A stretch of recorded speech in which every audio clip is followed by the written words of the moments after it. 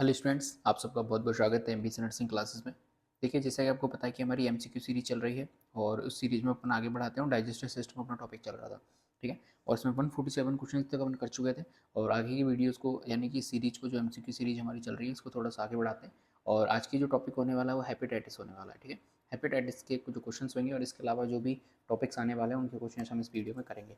इसके अलावा थ्योरी की क्लासेस भी चल रही हैं, रेगुलर आपको क्लासेस मिल रही हैं। उनको आप कैसे प्राप्त कर सकते हैं? चैनल को सब्सक्राइब जरूर कर लें और जो भी वीडियोस आती हैं उनके लिए आप क्या करें, जो लिंक है वो, सॉरी, जो नोटिफिकेशन बेल है उसको ऑन कर लें, जिससे आपको नई भी वीडियो मिले तो उसकी नोटिफिकेशन आप तक पहुंच जाए, ठीक है। तो पहला क्वेश्चन आज की वीडियो का, हेपेटाइटिस मीन्स इन्फ्लेमेशन ऑफ, यानी कि हेपेटाइटिस जो होता है उसका मतलब किस अंग के अंदर इन्फ्लेमेशन देखने को मिलेगी? क्या लिवर के अंदर, गॉल ब्लैडर के अंदर, पैनक्रियाज के अंदर, या फिर स्टमक के अंदर? तो बी ऑप्शन इसका बिल्कुल राइट हो जाएगा। लिवर के अंदर यदि इन्फ्लेमेशन आ जाती है इन्फेक्शन की वजह से, तो अपन उसे क्या कहते हैं? हेपेटाइटिस कहते हैं, ठीक है। आगे बात करते हैं। देखिए, major route of transmission of hepatitis A, यानी कि हेपेटाइटिस ए के ट्रांसमिशन के लिए मेजर रूट कौन सा होता है? फीको ओरल रूट होता है, पेरेंटल ट्रांसमिशन होता है, पेरेंटल ट्रांसमिशन होता है, या फिर सेक्सुअल ट्रांसमिशन होता है? तो मेजर रूट जो होता है हेपेटाइटिस ए के संक्रमण का, ट्रांसमिशन का, वो फीको रूटल रूट होता है। जैसे कि देखिए, जो हेपेटाइटिस ए है एक इन्फेक्शियस हेपेटाइटिस है, ठीक है। जो कॉज होता है किसके द्वारा? हेपेटाइटिस ए वायरस के द्वारा। और ये एक ऐसा हेपेटाइटिस, यानी कि ए जो वायरस है, केवल ऐसा वायरस है जो कि आरएनए वायरस होता है। इसके पास क्या नहीं होता? इसके पास कोई इनवल्व नहीं होता है, ठीक है। हेपेटाइटिस ए कॉज होता है किसके द्वारा? कंटामिनेटेड वाटर के द्वारा, कंटामिनेटेड फूड के द्वारा, या फिर shellfish through faecal oral root के द्वारा। कॉमनली हम बात करें तो सैनिटरी जो वर्कर्स होते हैं उनके अंदर ये कॉमनली हमें देखने को मिलता है। इसके बाद बात करते हैं, which of these groups are at highest risk of contracting hepatitis A, यानी कि कौन से ऐसे ग्रुप के वर्कर्स हैं जो हाईएस्ट रिस्क पर रहते हैं कॉन्ट्रैक्टिंग हेपेटाइटिस ए के लिए? तो अभी हमने ऊपर देखा, जो सैनिटरी वर्कर्स होते हैं, यानी कि जो सैनिटेशन वर्कर्स होते हैं, ये इसके लिए हेपेटाइटिस ए के लिए कॉन्ट्रैक्टिव होते हैं, हाईएस्ट रिस्क पर होते हैं, ठीक है। आगे बात करते हैं। देखिए, which type of hepatitis A, hepatitis is transmitted by the faecal oral route by contaminated food, water और direct contact with an infected person. ये हमें पता है कौन सा वायरस होता है, वो हेपेटाइटिस ए इन्फेक्टेड होता है, डायरेक्ट कॉन्टैक्ट से फैलता है, ठीक है। आगे बात करते हैं। एक फीमेल क्लाइंट है जिसको जस्ट डायग्नोस किया गया है हेपेटाइटिस ए से। वो पूछती है कि मुझे कौन सा डिजीज़ हुई है, तो नर्स को क्या बेस्ट रिस्पॉन्स होगा? यू हैव, किससे ये डिजीज़ हुई है? तो हमारा नर्स का क्या उसके लिए बेस्ट रिस्पॉन्स रहेगा?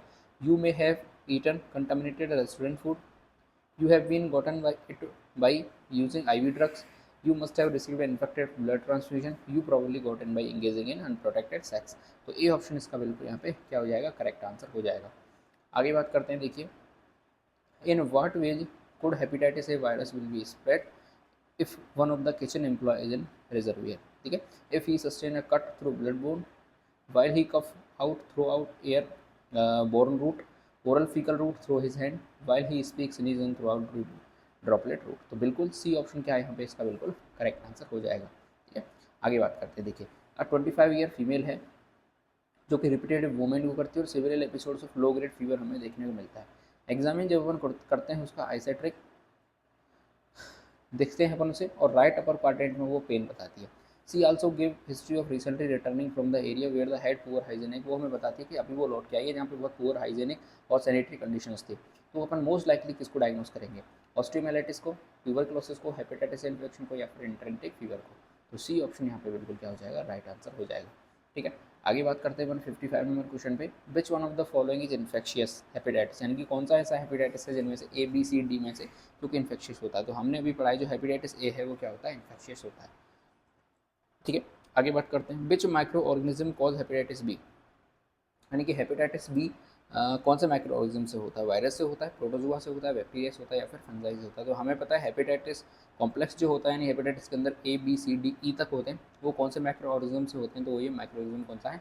वायरस है, ठीक है। यहाँ पे इसकी एक्सप्लेनेशन देखते हैं। तो देखिए, हेपेटाइटिस बी वायरस है, एक डबल स्टैंडर्ड डीएनए वायरस होता है जो भी हेपेटाइटिस बी को कॉज करता है। हेपेटाइटिस बी को यदि छोड़ दें तो जितने भी हेपेटाइटिस के वायरस होते हैं वो सब कैसे होते हैं? आरएनए वायरस होते हैं। लेकिन केवल एकमात्र हेपेटाइटिस बी वायरस ऐसा है जो कि डीएनए वायरस होता है, ठीक है। आगे देखिए, विच of the following is a DNA virus. अब यही क्वेश्चन इसने घुमा के हमसे पूछ लिया। तो हेपेटाइटिस बी ऐसा है जो कौन सा होता है? डीएनए वायरस होता है। तो ए ऑप्शन इसका बिल्कुल राइट हो जाएगा। आगे बात करते हैं। Infectious disease such as hepatitis B और C become a reservoir for pathogens in, यानी कि पैथोजेंस के लिए कौन सा रिजर्वियर बन सकता है हेपेटाइटिस बी और सी इन्फेक्शियस डिजीज के लिए? तो यूरिनरी ट्रैक बन सकता है, रिप्रोडक्टिव ट्रैक बन सकता है, ब्लड बन सकता है, या फिर रेस्पिरेटरी ट्रैक बन सकता है। तो इसका जो ऑप्शन रहेगा सी यहाँ पे बिल्कुल करेक्ट आंसर हो जाएगा। तो देखिए, portal of entry of both hepatitis B and C is parental route and blood become a reservoir for pathogens to infect the other healthy host. ठीक है, आगे देखिए, the mode of infection of hepatitis B virus is mainly parenteral, mosquito bite, droplet borne या फिर faeco oral. तो hepatitis B की जब भी बात आएगी तो यहाँ पे पेरेंटियल को अपन को टिक लगाना है कि क्योंकि ये क्या होता है, पेरेंटियल वायरस के या फिर उस मोड से ये फैलता है। ठीक है, अब देखिए, होमोलोगन्स सीरम हेपेटाइटिस, जैसे अपन हेपेटाइटिस बी भी कहते हैं, वो कॉन्ट्राडिक्ट होता है किसके द्वारा, एक्सपोजर टू इन्फेक्शन से, पेरेंटियल इनकोगुलेशन से, physical damage to the liver से, या फिर improper utilisation of wild salt से। तो बिल्कुल पेरेंटल जो इनकोगुलेशन होता है उसकी वजह से ये फैलता है। आगे बात करते हैं 161 नंबर क्वेश्चन पे।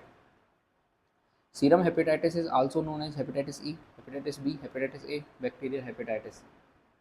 तो बी यहाँ पे बिल्कुल राइट ऑप्शन हो जाएगा। सीरम हेपेटाइटिस से क्या कहते हैं, if a mother is hepatitis B positive the risk of transmission to baby at a birth में भी, यानी कि एक मदर है जो कि हेपेटाइटिस बी से पॉजिटिव है, तो उसके अंदर जो बेबी है उसको ट्रांसमिट होने के, हेपेटाइटिस बी के ट्रांसमिट होने के कितने % रिस्क रहते हैं, तो 50 से 60% ऐसे रिस्क रहते हैं।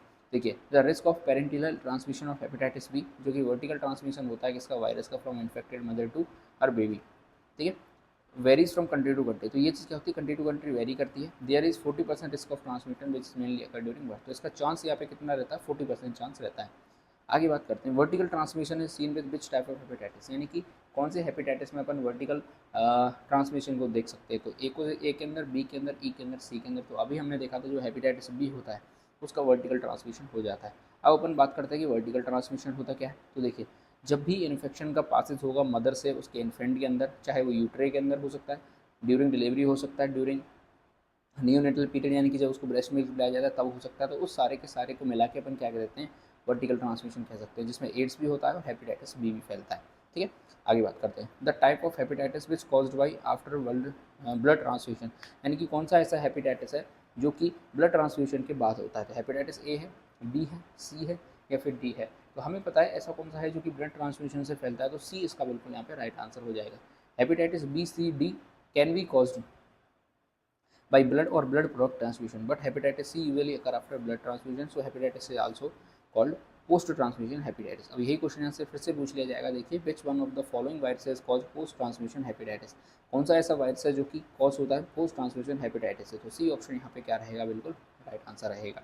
ठीक है, hepatitis C is most commonly transmitted through, यानी कि जो हेपेटाइटिस सी होता है वो मोस्ट कॉमनली किसके द्वारा ट्रांसमिटेड होता है, तो अभी हमें पता है कि किसके द्वारा होता है, इन्फेक्टेड ब्लड से होता है। ठीक है, आगे बात करते हैं, विच फाउंड इनटू हेपेटाइटिस, हेपेटाइटिस कहाँ पाया जाता है, इंक्रीज सीरम कैल्शियम लेवल में, increase level of S, serum creatinine, increase serum bilirubin level, या फिर increase serum uric acid level. ठीक है, तो इसके राइट ऑप्शन की बात करें तो बिलिरुबिन लेवल को क्या कर देता है, इंक्रीज कर देता है। देखिए, diagnosis of hepatitis is confirm by assessing liver function test, यानी कि यदि हम लीवर फंक्शन टेस्ट करेंगे, एलएफटी करेंगे, तो वहाँ पे हम ये कंफर्म कर सकते हैं कि इसको हेपेटाइटिस हुआ है या नहीं हुआ है। क्यों, क्योंकि एलएफटी क्या है, एक प्रकार का ब्लड टेस्ट है जो कि यूज़ किया जाता है, इससे डिटरमाइंस होती है हमें कुछ केमिकल रिलीज होते हैं लीवर के द्वारा, जिनकी प्रेजेंस हमें ये बताती है कि यहाँ पे हेपेटाइटिस का इन्फेक्शन हुआ है। उसमें कौन कौन से होते हैं वो चीज़ देखिए, सबसे पहले होता है SGOT, जिसकी फुल फॉर्म होती है serum glutamic oxalo acetic transaminase. ठीक है, या फिर एस्पर्टेट ट्रांसमिनेज, जिसे अपन EST कहते हैं। नॉर्मल लेवल होती है लेस देन 4 LU पर लीटर। ठीक है, इसके बाद होता है SGPT, जिसकी फुल फॉर्म होती है सीरम ग्लूटामिक पायरुविक ट्रांसमिनेज, या फिर एलेनिन ट्रांसमिनेज, जिसे ALT कहते हैं। नॉर्मल लेवल लेस देन कितना होता है, 40 LU पर लीटर। ठीक है, आगे बात करते हैं, देखिए एल्कलाइन फॉस्फेटेज, जिसमें ALP होती है, एन एंजाइम प्रेजेंट होता है इसके अंदर, लीवर के अंदर, किडनी के अंदर, इंस्टेटाइन के अंदर, टीथ के अंदर, प्लाज्मा के अंदर और डेवलपिंग बोन के अंदर। इसके बाद होता है बिलिरुबिन, नॉर्मल लेवल होता है 1.5 मिलीग्राम पर डेसीलीटर। ठीक है, तो SGOT, SGPT और ALP एंजाइम यदि नॉर्मल प्रेजेंट है सीरम के अंदर, लेकिन यदि इनकी कॉन्सेंट्रेशन इंक्रीज हो जाती है तो ये एक्यूट डैमेज के अंदर हमें बताते हैं कि लीवर सेल के अंदर एक्यूट डैमेज होना स्टार्ट हो गया है, जिसमें हेपेटाइटिस आता है और जिसमें MI में भी हमें पता चलता है, यानी कि जो हार्ट अटैक होता है उसमें भी ये चीज़ दिखाई देती है। आगे बात करते हैं 168 नंबर क्वेश्चन पे, देखिए a patient is suspected to have hepatitis, which diagnosis test will confirm the diagnosis, यानी कि पेशेंट है जो सस्पेक्ट हुआ है किसी हेपेटाइटिस से, कौन सा डायग्नोसिस टेस्ट है जो कि हमें ये कंफर्म करेगा, elevated haemoglobin level, elevated serum bilirubin level, elevated blood urea nitrogen level, या फिर डिक्रीज एरिथ्रोसाइट सेडिमेंटेशन रेट। तो यहाँ पे हमें ये बताना है कि कौन सा टेस्ट है जो कि हमें ये डायग्नोसिस में कंफर्म कर देगा। तो जो एलिवेटेड सीरम बिलिरुबिन लेवल है ये हमें कंफर्म करके बता सकता है। आगे बात करते हैं, देखिए which is the best test to detecting liver dysfunction, यानी कि कौन सा ऐसे बेस्ट टेस्ट है जो कि लीवर के डिस्फंक्शन को डिटेक्ट कर सकता है। सीरम एल्ब्यूमिन है, सीरम बिलिरुबिन है, एसजीपीटी है, या फिर प्रोथ्रोम्बिन टाइम है। तो राइट ऑप्शन की बात करें तो यहाँ पे बी इसका बिल्कुल करेक्ट आंसर हो जाएगा, सीरम बिलिरुबिन। ठीक है, आगे बढ़ते हैं, देखिए a patient with cirrhosis of the liver है just serum bilirubin level of 30 milligram per decilitre, यानी कि एक पेशेंट है जिसको सिरोसिस हुआ है लीवर का, जिसका सीरम बिलिरुबिन लेवल कितना है, 30 मिलीग्राम पर डेसीलीटर है। यदि हम in order to evaluate this laboratory result you need to know that normal serum bilirubin level कितना होना चाहिए। ठीक है, ये हमसे ये पूछ रहा है, तो इसकी राइट ऑप्शन की हम यहाँ पे यदि बात करते हैं तो इसका जो राइट आंसर रहेगा 0.2 से लेके 1.0 मिलीग्राम पर डेसीलीटर था। ठीक है, आगे बात करते हैं, देखिए the most common early symptoms of hepatitis A, यानी कि मोस्ट कॉमन जो अर्ली सिम्टम्स होते हैं सबसे पहले आते हैं हेपेटाइटिस ए के, वो कौन से हो सकते हैं। लॉस ऑफ हेपेटाइट हो सकता है, एब्डोमिनल डिस्टेंशन होता है, इक्कीमोसिस हो सकता है, या फिर शॉर्टनेस ऑफ ब्रीथ हो सकता है। तो ए ऑप्शन यहाँ क्या हो जाएगा, बिल्कुल इसका राइट आंसर हो जाएगा। इनिशियली हेपेटाइटिस ए जो कैरेक्टराइज होता है किसके द्वारा, लॉस ऑफ हेपेटाइट के द्वारा, मेलाइस के द्वारा, फटीक के द्वारा, नजुआ के द्वारा, डायरिया के द्वारा और फीवर और चिल्स के द्वारा। ठीक है, लेटर जो मैनिफेस्टेशंस हो सकते हैं वो कौन से, जॉन्डिस हो सकते हैं, इक्यूमिस हो सकता है और एस्टेरिक्स हो सकता है। ठीक है, आगे बात करते हैं, देखिए jaundice usually not associated with, यानी कि जॉन्डिस होता है वो यूजुअली किसके साथ एसोसिएटेड नहीं होता है, तो हेपेटाइटिस ए, बी, सी या ई। तो जॉन्डिस जो होता है बेसिकली हम बात करते हैं तो सभी हेपेटाइटिस ए के साथ एसोसिएटेड होता है क्योंकि इसकी एक्सट्रीम कंडीशन है, लेकिन फिर भी हम यदि इनमें से चूज़ करना चाहें तो ई के साथ बहुत कम चांस होते हैं इसके एसोसिएट होने के। ठीक है, अगले जो क्वेश्चन आएंगे वो देखिए, अगला जो टॉपिक हमारा होने वाला है वो कौन सा है, पैनक्रियाटिक डिसऑर्डर, यानी कि पैनक्रिया से रिलेटेड जितने भी डिसऑर्डर होते हैं वो सब के सब हमें यहाँ पे पढ़ने होंगे। देखिए 173 नंबर क्वेश्चन है, when assessing a patient with pancreatic trauma the nurse note ecchymosis in the umbilical area, this is known as, यानी कि हम ये देखते हैं कि जब एक पेशेंट को असेस किया जाता है पैनक्रियाटिक ट्रॉमा को लेके तो नर्स नोट करती है इक्यूमोसिस इन अम्बिलिकल एरिया, इसको अपन क्या कहेंगे, रॉब्सिंग साइंस कहेंगे, टर्नर साइंस कहेंगे, क्यूलिन साइंस कहेंगे, या फिर कोपरनेल साइंस कहेंगे। तो इसके यदि हम राइट ऑप्शन की बात करें तो यहाँ पे सी ऑप्शन इसका बिल्कुल यहाँ पे करेक्ट हो जाएगा। बाकी अदर के बारे में भी अपन बात कर लेते हैं। सबसे पहले हम बात करते हैं, देखिए क्यूलिन साइंस के बारे में, तो ब्लूइश डिस्कलरेशन हमें देखने को मिलेगा कहाँ पे, पहली अम्बिलिकल जो स्किन होती है उसमें, जो किसकी वजह से कॉज हुआ है, इंट्रा पेरिटोनियल हेमरेज की वजह से, caused by ruptured ectopic pregnancy and acute pancreatitis. ठीक है, दूसरे आते हैं हमारे सामने टर्नर्स के साइंस, वो क्या करते हैं, ब्लूइश कलरेशन हो गया किस पे, ऑफ फ्लैंक्स इनटू पैनक्रियाटाइटिस में, ये भी हो सकता है ड्यू टू हाइपोकैल्शीमिया की वजह से। आगे बात करते हैं, जितने भी क्यूलिन्स और टर्नर्स के साइंस होते हैं इंडिकेटिव होते हैं किसके लिए, पैनक्रियाटाइटिस के लिए। इसके बाद होता है रॉब्सिंग साइंस, ये क्या करते हैं, pain refer to McBurney's point on palpation of left over abdominal which suggested peritoneal irritation in appendicitis. ठीक है, आगे बात करते हैं, Coopernail science is a medical science that denote fracture of pelvis characterised by ecchymosis of perineum, scrotum और labia. आगे बात करते हैं, देखिए क्यूलिन्स के साइंस होते हैं फाउंड इन विच डिजीज, कौन से डिजीज के अंदर हमें ये देखने को मिलते हैं, अपेंडिक्टिस में, पोलियोसिस्टिस में, पैनक्रियाटाइटिस में, या फिर सिरोसिस ऑफ लीवर में। यहाँ पे जो राइट आंसर हो जाएगा वो सी इसका करेक्ट ऑप्शन हो जाएगा। आगे देखिए, bruising of flanks of abdominal is known as, ठीक है, यानी कि फ्लैंक्स जो है एब्डोमिनल उसके अंदर ब्रूसिंग हमें देखने को लिए मिलेगी, उसको अपन क्या कहेंगे, कुलिक के साइन कहेंगे, हीगर्स के साइन कहेंगे, कीगर्स के साइन कहेंगे, या फिर ग्रे टर्नल साइंस अपन इसे कहेंगे। तो राइट ऑप्शन की बात करें तो यहाँ पे डी इसका बिल्कुल करेक्ट आंसर हो जाएगा।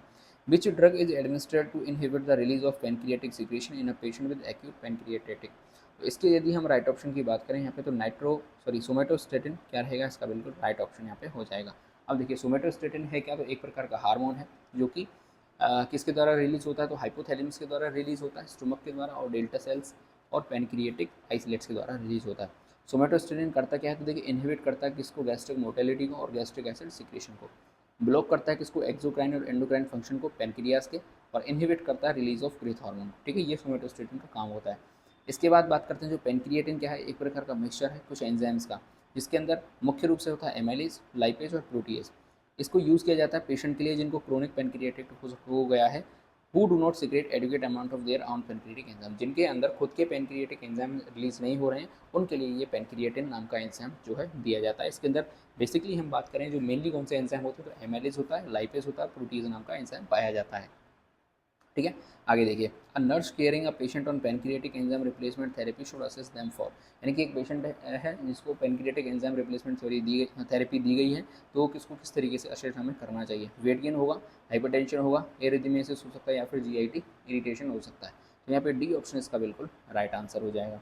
पैनक्रियाटिक एंजाइम जो रिप्लेसमेंट थेरेपी होती है इसको पैनक्रियाटिन कहते हैं, ये कॉज करती है जीआईटी इरिटेशन को। So it should be take care all meals and snacks, इसलिए हमें क्या करना चाहिए, सारी की सारी मील्स और स्नैक्स उसको प्रोवाइड करा देनी चाहिए। साइड इफेक्ट क्या होता है पैंक्रियाटिक एंजाइम रिप्लेसमेंट थेरेपी का, तो एब्डोमिनल कैम्स हो सकते हैं, पेन हो सकता है, नज़ुआ, डायरिया हो सकता है। ये क्यों हो रहा है, क्योंकि जीआईटी के अंदर थोड़ी सी इरिटेशन हो जाती है। ठीक है, आगे बात करते हैं। देखिए सीरम लाइपेज लेवल इंक्रीज है, यानी कि सीरम जो है उसके सीरम लाइपेज लेवल जब कब इंक्रीज होंगे, तो देखिए पैगेट डिजीज़ के अंदर, गाउचर डिजीज़ के अंदर, एक्यूट पैंक्रियाटिस के अंदर, या फिर डायबिटीज़ मेलेटिस के अंदर। तो इसका सी ऑप्शन बिल्कुल यहाँ पे क्या हो जाएगा, राइट आंसर हो जाएगा। एक्यूट पैंक्रियाटिस क्या है, एक प्रकार का inflammation of pancreas of sudden onset है, marked clinically by epigastric pain है, नज़ुआ है, वोमिटिंग है, इंक्रीज सीरम पैंक्रियाटिक एंजाइम है, लाइपेज और amylase which cause autodigestion of pancreas हो सकता है। गाउचर डिजीज़ की बात करते हैं तो ये एक ऑटोसोमल रिसेसिव डिसऑर्डर है, लिपिड मेटाबॉलिज्म की का, ठीक है। ये कॉज होता है किसकी वजह से, बीटा ग्लूको सेरेब्रोसाइडेज जो एंजाइम है उसकी डेफिशिएंसी की वजह से ये जो डिजीज़ है वो कॉज होती है। पैगेट जो डिजीज़ होती है या फिर ऑस्टियोसिस डिसफॉर्मेशन होता है, एक क्रॉनिक फॉर्म है जिसकी ऑस्टियोसिस मेनली इन ओल्डर पीपल्स के अंदर देखने को मिलेगी।